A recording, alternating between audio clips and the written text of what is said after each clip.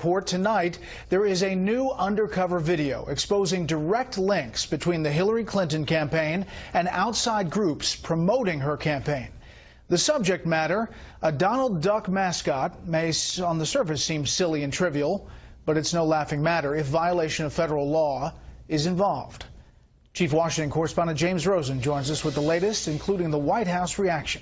Good evening, James. Brett, good evening. Lawyers advising the conservative group releasing these undercover videos say that Donald Duck agitators, if funded by an outside group but controlled in some measure by the Clinton campaign or the DNC, could have run afoul of the laws that govern public communications against a candidate. Donald, stop ducking!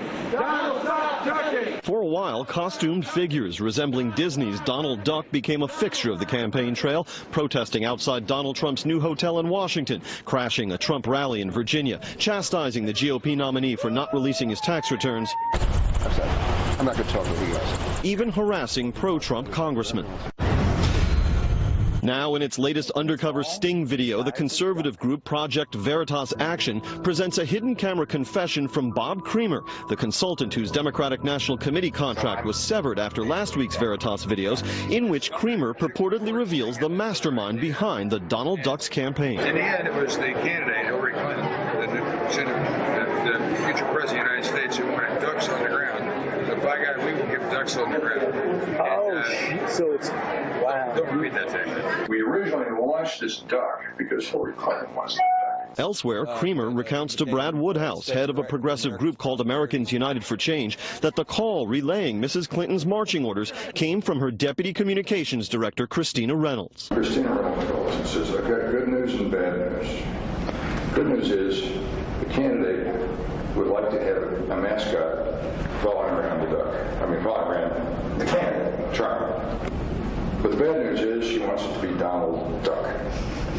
And that's because Sklar is an old Clinton hand. Yeah. He had gone to somebody who's one of her body people, and she had explained the idea of Hillary, and Hillary just loved it. The old Clinton hand, said to be influential in Mrs. Clinton's decision, identified only as Sklar, had helped orchestrate the Chicken George operation mounted against President George H.W. Bush in 1992. In all, Creamer's account calls into question this weekend's denial by Clinton campaign manager Robbie Mook, who was asked about Creamer, another Democratic operative implicated in the Veritas videos. They've never had a relationship with the Clinton campaign. A convicted felon who served time for tax violations and bank fraud, Creamer has advised every big-name Democratic politician of the last decade, including Barack Obama, whose White House Creamer visited 342 times, including 47 occasions in the presence of the president. In the latest video, Creamer says Donna Brazile, now interim chair of the DNC, intervened in the Donald Duck plot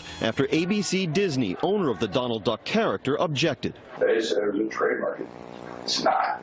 But anyway, Donna Brazile had a kind of a connection with it. She might get sued, So we switched the ownership of the duck to Americans United for Change. Yet an assistant press secretary for the DNC confirms the organization kept a hand in the operation. We're not taking credit for the duck anymore. That's like random ally groups. But it's still something that we're involved in. We just have to be careful about these things, and we talk about them and we know about certain things. But you guys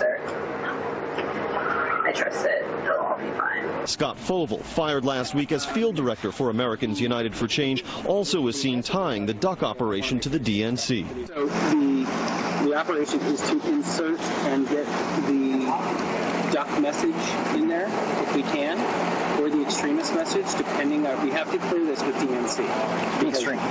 With Democratic National Committee.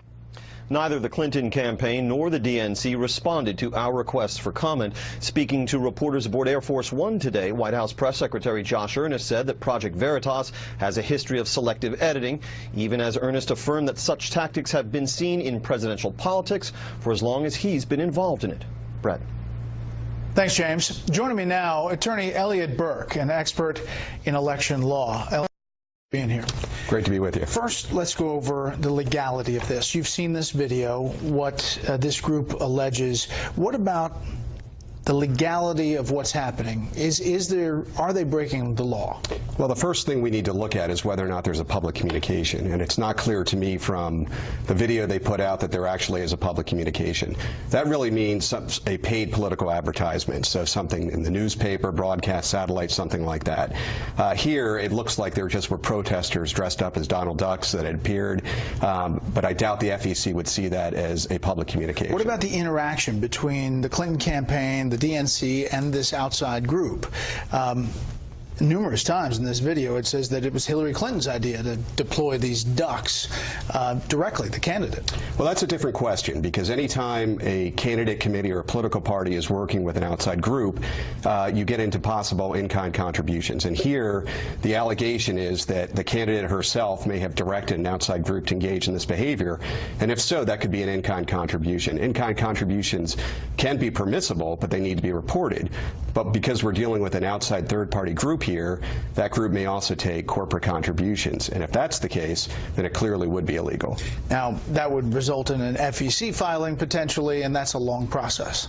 That's correct, yeah. Typically, an FEC complaint, once filed, for it to go through the process, we're talking 18 months, maybe even years. But overall, the perception here that on the first video that was dealing with violence and stirring up violence at Trump rallies, where Robbie Mook and others said they had no relationship with these people at all, and now you see the second video where they clearly have interaction and maybe even direction from the candidate.